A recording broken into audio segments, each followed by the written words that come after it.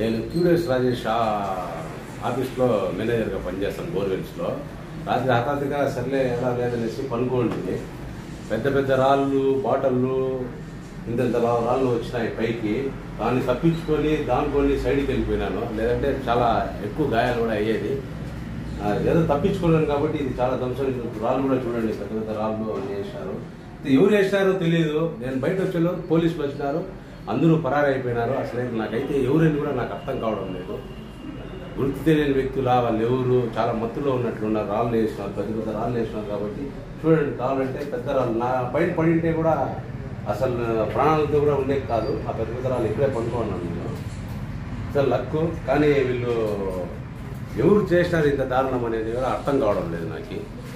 పనుకోన్నాను, శబ్దం వచ్చింది, డమా అనింది.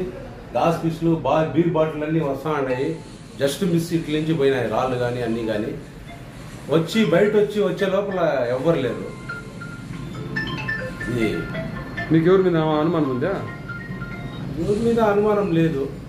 ఎవరు అనేసి అసలు నాకు అర్థం కావడం లేదు. ఎవరు చేసి ఉంటారో ఏమి అనేది కూడా నాకు అర్థం కావడం లేదు.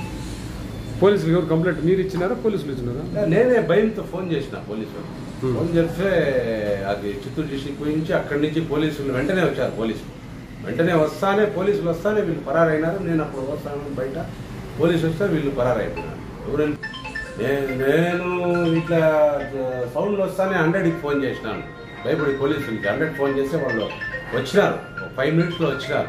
5 మినిట్స్లో వస్తానే అంతలోపు మీరు రాళ్ళు వస్తానే వాళ్ళు వస్తున్నారు. నేను బయట వస్తానే అందరూ పరారైపోయినారు. పోలీసులంతా వచ్చి అన్ని చెక్ చేసుకుని అన్ని వీడియో తీసుకుని అందరూ పోయినారు. తెల్లారితో రమ్మని చెప్పినారు పోలీస్ స్టేషన్కి. వెళ్తాం.